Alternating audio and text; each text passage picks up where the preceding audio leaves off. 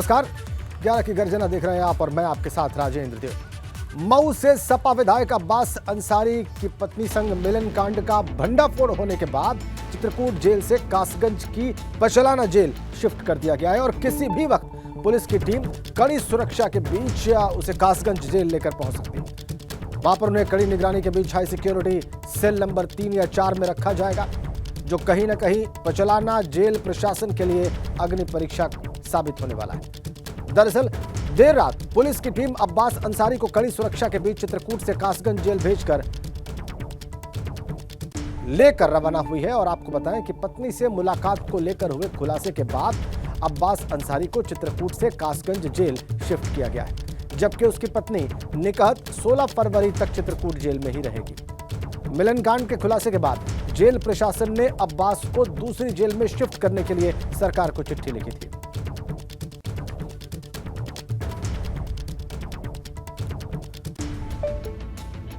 अब्बास अंसारी की बदली जेल के बारे में आइए आपको कुछ और महत्वपूर्ण बिंदु बताते हैं।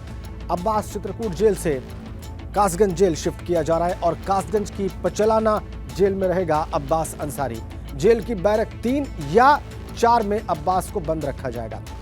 अब्बास अंसारी की बैरक में दूसरा कोई कैदी नहीं होगा। कासगंज की पचलाना जेल में कोई अतिरिक्त सुविधा नहीं होगी और 24 घंटे सीसीटीवी की निगरानी में रहेगा अब्बास अंसारी। अब्बास पर चित्रकूट के जेल कर्मियों से मिलीभगत का भी आरोप था। अब्बास और उसकी पत्नी निकहत को लेकर पर्दाफाश हुआ था। निकहत जेल में कई घंटे अब्बास के साथ अलग कमरे में रहती थी। जेल विभाग ने अब्बास की जेल बदलने की अपील की थी और उसके बाद यह सब कुछ हो रहा है। कासगंज जेल में शिफ्ट किया जा रहा है अब्बास अंसारी को। अब्बास अंसारी दोपहर बाद पचलाना जेल पहुंचेगा और कासगंज जेल के बाहर से हमारे संवाददाता नितिन उपाध्याय आपको पूरा हाल बता रहे हैं। मजबूत सुरक्षा के बीच अब्बास अंसारी को कारागार प्रशासन और जो पुलिसकर्मी कासगंज की पचलाना जेल के लिए चल दिए हैं। यहाँ दोपहर बाद अब्बास अंसारी पहुंचेगा। दरअसल बीते शुक्रवार को डीएम और एसएसपी ने जब औचक निरीक्षण किया तो जेलर के पड़ोस वाले कमरे में निकहत बानो जो उनकी पत्नी के साथ अब्बास अंसारी को पाया गया। उस रूम में सभी सुख सुविधाएं मौजूद थी जो पूरी तरह से जेल मैनुअल के खिलाफ थी और ऐसे में एक इतनी बड़ी कार्रवाई के बाद हड़कंप मच गया। सरकार ने संज्ञान लिया और इस मामले में चित्रकूट जेल अधीक्षक जेलर समेत 8 अधिकारियों कर्मचारियों पर कार्रवाई हुई है। उनकी विभागीय जांच को खोल दिया गया है और बर्खास्तगी तक की कार्रवाई की जा सकती है। तो ऐसे में अब कासगंज की डिस्ट्रिक्ट जेल में अब्बास अंसारी को लाया जाएगा। अब्बास अंसारी मुख्तार अंसारी का बेटा है और सबसे पहले उसको नैनी जेल में शिफ्ट किया गया था। उसके बाद सुरक्षा कारणों को देखते हुए उसको चित्रकूट जेल भेजा गया और जिस तरह से कहीं ना कहीं अब्बास अंसारी ने चित्रकूट जेल को पूरी तरह से आरामगाह बना लिया। एक तरह से अपने लिए उसके लिए तमाम जेल कर्मी उसके पहरेदार के तौर पर, उसके सुरक्षाकर्मी के तौर पर काम करने लगे और सूचना ये भी है कि जैसे ही चित्रकूट जेल में उसको शिफ्ट किया गया वो महंगे महंगे गिफ्ट और घूस जेल कर्मियों को पहुंचाने लगा था, जिसकी वजह से सारे नियम कायदे कानून और कैदी के लिए जो नियम होते हैं वो सबको एक तरफ करते हुए उसकी आवभगत में तमाम अधिकारी कर्मचारी जुटे रहते थे। और इसी क्रम में उसकी पत्नी निकहत बानो के लिए एक सेपरेट रूम भी अवेलेबल करा दिया गया, जहां निकहत बानो और अब्बास अंसारी कई घंटे एक साथ बिताते थे। और इस बात की सूचना जब लखनऊ में स्थित अधिकारियों के पास पहुंचती है तो एक सटीक सूचना के आधार पर रेड कंडक्ट की जाती है और दोनों को रंगे हाथ गिरफ्तार किया जाता है। इस मामले में बड़ी विभागीय कार्रवाई की गई है और अब फाइनली कासगंज जेल में अब्बास अंसारी को शिफ्ट किया जा रहा है। अब्बास अंसारी को हाई सिक्योरिटी बैरक में रखा जाएगा, जहां सीसीटीवी कैमरे की जद में उसकी एक्टिविटी को लगातार देखा जाएगा। इसके साथ ही निगरानी तंत्र को भी और पुख्ता करने के लिए जेल मंत्री धर्मवीर प्रजापति ने निर्देश दे दिए हैं। इस घटना के सामने आने के बाद लगातार सवाल खड़े हो रहे हैं कि किस तरह से एक विधायक जो एक डॉन का बेटा जो विधायक भी है अब्बास अंसारी, उसको किस तरह से 5 स्टार के लेवल की सुविधाएं जेल में दी जा रही थी। और अब इसको लेकर धर्मवीर प्रजापति जेल मंत्री का कहना है कि कोई भी सुविधा आगे से नहीं दी जाएगी। एक सामान्य कैदी की तरह ही अब्बास अंसारी कासगंज जेल में रहेगा और उस पर कड़ी निगरानी रखी जाएगी। कासगंज से नितिन उपाध्याय, एबीपी गंगा। एक बड़ी अपडेट आपको देने जा रहे हैं। इलाहाबाद हाईकोर्ट पहुंचा है कानपुर देहात अग्निकांड मामला। इलाहाबाद हाईकोर्ट में एक याचिका दाखिल की गई है। कानपुर देहात अग्निकांड की सीबीआई जांच की मांग की गई है। इस याचिका में हाईकोर्ट से जांच की मॉनिटरिंग भी किए जाने की मांग की गई है। इस याचिका में थोड़ी देर में कानपुर के बिठूर घाट पर अंतिम संस्कार होगा। मां बेटी का जिनकी मौत हुई इस सारे प्रकरण में अब हाईकोर्ट की मॉनिटरिंग में सीबीआई जांच कराने की मांग वाली याचिका इलाहाबाद हाईकोर्ट में दाखिल की गई है। यह ताजा अपडेट प्रयागराज से हमारे पास।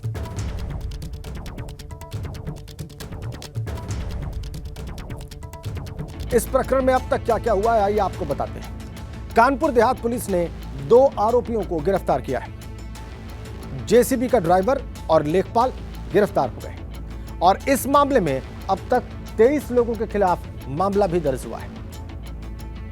302, 307, 436, 429, 323, 34 इन धाराओं में केस दर्ज किया गया है। सरकार के आश्वासन के बाद परिवार अंतिम संस्कार को राजी हुआ है। डिप्टी सीएम ब्रजेश पाठक ने परिवार को हर संभव मदद का भरोसा दिया है। पीड़ित परिवार ने 5 करोड़ का मुआवजा और नौकरी की मांग की थी सरकार से। पीड़ित परिवार ने आजीवन पेंशन की मांग भी की थी। ब्रजेश पाठक, डिप्टी सीएम ब्रजेश पाठक ने समझाया है परिवार को। उनके आश्वासन के बाद परिवार अंतिम संस्कार के लिए तैयार हुआ है।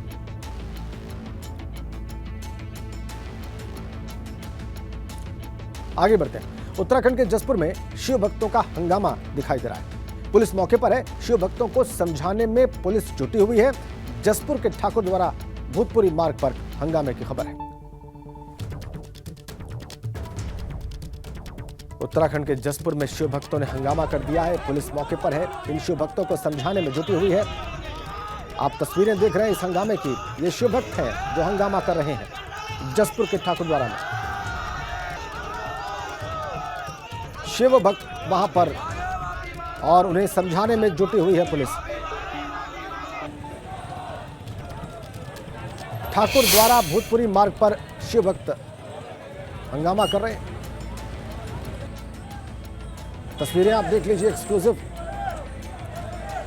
उत्तराखंड का ये प्रकरण, शिव भक्तों का हंगामा आप देख रहे हैं और आप देख सकते हैं कि पुलिस उन्हें समझाने का प्रयत्न भी कर रही है। उत्तराखंड के जसपुर में यह हंगामा नजर आ रहा है और जाम लग गया है वहां पर शिव भक्तों के इस हंगामे की वजह से। ठाकुर द्वारा भूतपुरी मार्ग पर हंगामा और जाम इस हंगामे की वजह से वहां पुलिस लगातार प्रयासरत। पुलिस कोशिश कर रही है इन्हें समझाकर जाम खुलवाने की और उसकी तस्वीरें आप देख रहे हैं, लेकिन आवाज आती है उधर से हमारी मांगे पूरी करो।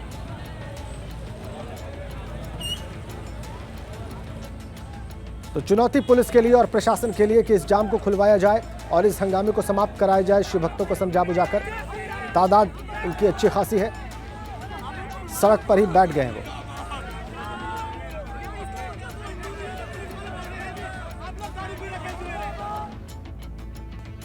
और इधर उत्तर प्रदेश में पुलिस का ऑपरेशन लंगड़ा जारी है और इसी कड़ी में पुलिस ने शहर शहर बदमाशों को मुठभेड़ के बाद गिरफ्तार कर लिया। आपको अलग अलग जिलों में हम खाकी की कार्रवाई की 4 तस्वीरें दिखा रहे हैं। मथुरा में पुलिस ने हत्या के 3 आरोपियों को गिरफ्तार किया है। ऐसे ही थाना वृंदावन क्षेत्र में पुलिस और बदमाशों के बीच में मुठभेड़ हुई। अमरोहा में पुलिस ने लूट के आरोपी को गिरफ्तार किया है। एक सर्राफा कारोबारी से लूट का आरोपी 25,000 का इनामी राशिद पुलिस की गोली लगने से जख्मी हो गया। तीसरी तस्वीर आपकी स्क्रीन पर सहारनपुर की है। यहां भी पुलिस ने लूट के आरोपी को मुठभेड़ के बाद गिरफ्तार कर लिया है। वहीं औरैया में 4 शातिर खाकी की गिरफ्त में आ गए। पुलिस की कार्रवाई में एक बदमाश गोली लगने से जख्मी भी हो गया है। तो ये पुलिस की कार्रवाई की तस्वीरें अलग अलग शहरों में पुलिस ने जो एक्शन लिया है, खाकी का जो एक्शन जो नजर आया है वो हमने आपकी स्क्रीन पर रखा है। अमरोहा में, औरैया में, सहारनपुर में, मथुरा में अलग अलग जगहों पर पुलिस ने कार्रवाई की है। आगे बढ़ते हैं। अगली अपडेट गाजियाबाद से है। रसोई गैस सिलेंडर फटने से 4 लोग वहां पर घायल बताए जाते हैं। थाना खोड़ा क्षेत्र के बिहारी कॉलोनी में सिलेंडर फट गया है। पुलिस ने सभी घायलों को दिल्ली के सफदरजंग अस्पताल में भर्ती करा दिया है। घर के अंदर अचानक धमाका होने से 4 लोग उसकी चपेट में आ गए और गंभीर रूप से जख्मी हुए। ब्लास्ट इतना तेज था कि एक ओर की दीवार टूटकर गिर गई। बिल्डिंग में बड़ा क्रैक भी हो गया, बड़ी दरार पड़ गई। रसोई गैस का सिलेंडर फटा और इसी हादसे में 4 लोग घायल। थाना खोड़ा इलाके के बिहारी कॉलोनी में सुबह इनकी पत्नी चाय बनाने के लिए उठती हैं और ज्यों ही उन्होंने सिलेंडर का स्विच ऑन किया, वहां पे पहले से गैस रिसाव होने के कारण एक विस्फोट की घटना कारित हुई है, जिसमें कुल धनंजय सिंह के परिवार के 4 लोग घायल हुए हैं, जिसमें धनंजय सिंह, उनकी पत्नी, उनके बहनोई राकेश सिंह और उनका एक 9 साल का बच्चा। घायलों को तत्काल सफदरजंग हॉस्पिटल भर्ती कराया जा चुका है। अभी तक किसी के हताहत होने की सूचना नहीं है। एफएसओ साहब भी मौके पे हैं, फायर टीम भी मौके पे है, आगे की जानकारी की जा रही है। इधर बिजनौर में कपड़े के गोदाम में भयंकर आग लगने की खबर है। आग लगने से लाखों रुपए का सामान जलकर राख हो गया है। गोदाम की बिल्डिंग में आग लगने से दरारें भी आ गई हैं और दमकल विभाग ने बहुत मशक्कत के बाद इस आग पर काबू कर लिया है। जैकेट के गोदाम में आग लगने की वजह अभी तक साफ नहीं है। बिजनौर से खबर है। ये जो गोदाम है जिसमें आग लगी, आप देख रहे हैं, ये जैकेट का गोदाम। कारण क्या था इस आग के लगने का, ये अभी तक साफ नहीं। गोदाम की बिल्डिंग में आग लगने से कई दरारें पड़ गई हैं और बहुत मशक्कत करनी पड़ी दमकल विभाग को इस आग को बुझाने के लिए। बिजनौर की तस्वीर, जैकेट का गोदाम और धू धू करके जलता हुआ आप देख सकते हैं। बड़ी मशक्कत के बाद फायर ब्रिगेड ने इस आग को काबू कर लिया, लेकिन कारण क्या था यह अभी तक साफ नहीं। लाखों रुपए का सामान इस अग्निकांड में जलकर स्वाहा। दरारें आ गई गोदाम में इस भयावह अग्निकांड की वजह से।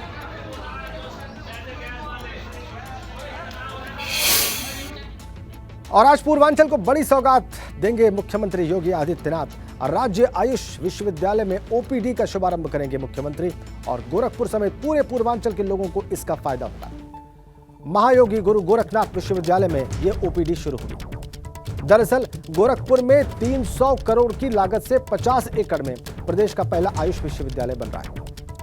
इसका शिलान्यास 28 अगस्त 2021 को तत्कालीन राष्ट्रपति रामनाथ कोविंद ने किया था। और अब 2 दिन के दौरे पर गोरखपुर पहुंचे सीएम योगी और यहां पर आयुर्वेदिक, यूनानी और होम्योपैथी ओपीडी की सुविधा वो शुरू करने वाले हैं और इससे गोरखपुर समेत पूर्वांचल, बिहार और नेपाल के लोगों को भी इसका फायदा मिलेगा।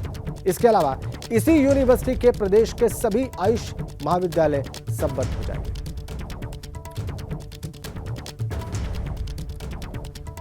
आइए आपको कुछ और खास बातें बताते हैं इस सौगात के बारे में। गुरु गोरखनाथ आयुष विश्वविद्यालय में ओपीडी की शुभारंभ करेंगे सीएम आज और आयुष विश्वविद्यालय की ओपीडी का शुभारंभ करेंगे। इसमें आयुर्वेदिक, यूनानी और होम्योपैथी ओपीडी का शुभारंभ होगा।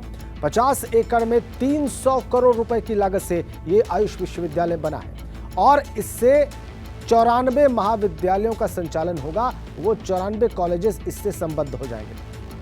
इसका शिलान्यास किया था 28 अगस्त 2021 को उस वक्त के राष्ट्रपति रामनाथ कोविंद ने। गोरखपुर समेत पूरे पूर्वांचल, बिहार और नेपाल के लोगों को इस ओपीडी का फायदा होगा। आयुष विश्वविद्यालय में तमाम आधुनिक सुविधाएं मौजूद हैं और इससे मरीजों को निश्चित रूप से राहत होगी इस पूरे क्षेत्र की, चाहे वो गोरखपुर हो, पूर्वांचल हो या फिर लगा हुआ बिहार का और नेपाल का इलाका हो। तो बड़ी सौगात आज इस इलाके के लोगों के लिए मुख्यमंत्री योगी आदित्यनाथ की, वो ओपीडी का शुभारंभ करेंगे आज। अगस्त 2021 में इसका शिलान्यास हुआ, आज ओपीडी का शुभारंभ होने जा रहा है। पहले आयुष विश्वविद्यालय में उत्तर प्रदेश के ओपीडी शुरू होने जा रही है। इधर श्रावस्ती में बेसिक शिक्षा परिषद की बड़ी लापरवाही सामने आई है। स्टोर में रखी किताबों को चूहे खा गए और दीमक खा गए। सत्र के आखिरी महीने में अब किताबें बांटी जा रही। किताबों को बांटने के लिए बच्चों से काम भी कराया जा रहा है। श्रावस्ती के जमुनहा ब्लॉक इलाके का यह सारा मामला है। ये देखिए आप तस्वीरें। किताबें स्टोर में रखी रही, उनको चूहे और दीमक ने चाट लिया। उनका हाल आप देख लीजिए। नतीजा ये कि सत्र के आखिरी महीने में अब किताबें बांटनी पड़ रही हैं।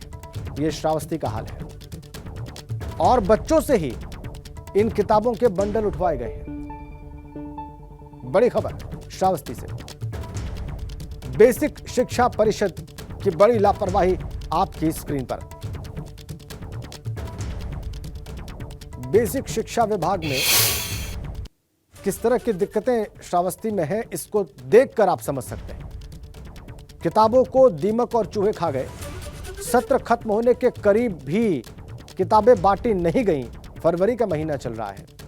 स्टोर में रखे किताबों में दीमक लग गए। दीमकों ने चाट डाला इन पुस्तकों को, वो पुस्तकें जो बच्चों के पास होनी चाहिए थी। और अब जाके सत्र खत्म होने के करीब नींद से जागे हैं अधिकारी। सवाल उठते हैं यहां पर, और एबीपी गंगा के सवाल है कि सत्र शुरू होते ही क्यों नहीं किताबें बांटी गई। बहुत स्वाभाविक सवाल।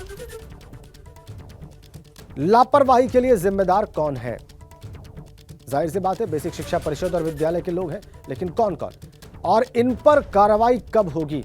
जिम्मेदार अधिकारियों पर कार्रवाई कब होगी? किताबों में चूहे और दीमक लगने के बाद ही क्यों जागे अधिकारी? सवाल यह भी है, क्या अधिकारियों को बच्चों के भविष्य से कोई लेना देना नहीं? अगर होता तो यह तस्वीर सामने ना आती।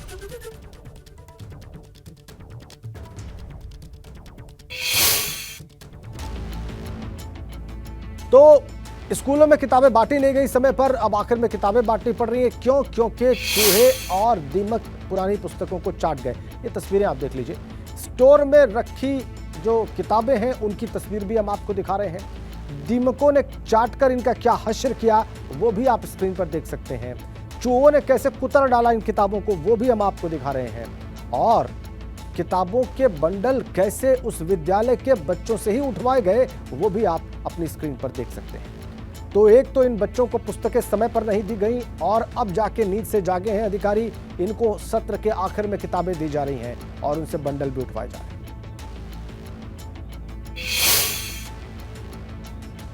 क्रिकेटर सोनम यादव ने फिरोजाबाद का नाम रोशन कर दिया है। अंडर 19 2020 महिला विश्व कप विजेता टीम की हिस्सा रही सोनम यादव का चयन विमेंस प्रीमियर लीग के लिए हो गया है। मुंबई इंडियंस ने सोनम यादव को 10 लाख रुपए में खरीदा है। 16 साल की Sonam Yadav women's premier league खेलने वाली सबसे युवा खिलाड़ी होंगी। फिरोजाबाद के राजा के ताल गांव की रहने वाली 16 साल की सोनम यादव गरीब परिवार से हैं। पिता मुकेश यादव एक कांच की फैक्ट्री में मजदूर हैं और सोनम 6 भाई बहनों में सबसे छोटी हैं। 10 साल की उम्र से ही क्रिकेट खेलने का शौक है।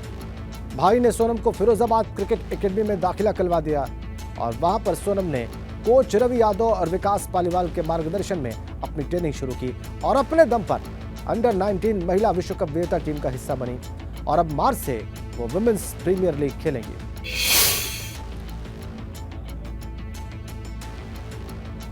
मेरी आईपीएल की तैयारी चल रही है, जो WPL हो रहा है जो लड़कियों का, उसके लिए तैयारी चल रही है मेरी। इंडियन बॉम्बे इंडियंस टीम है।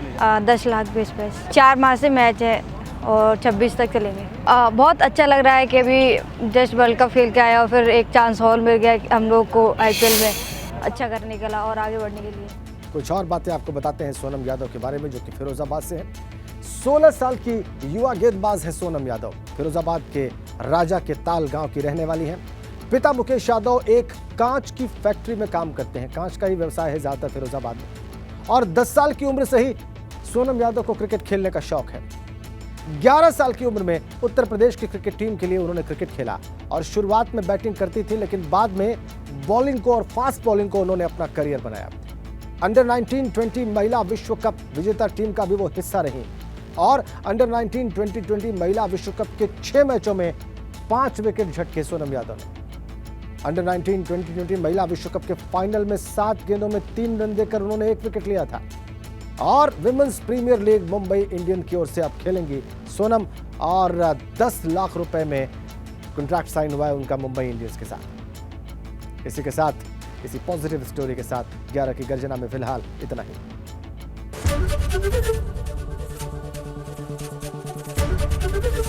एबीपी गंगा, खबर आपकी, जुबान आपकी।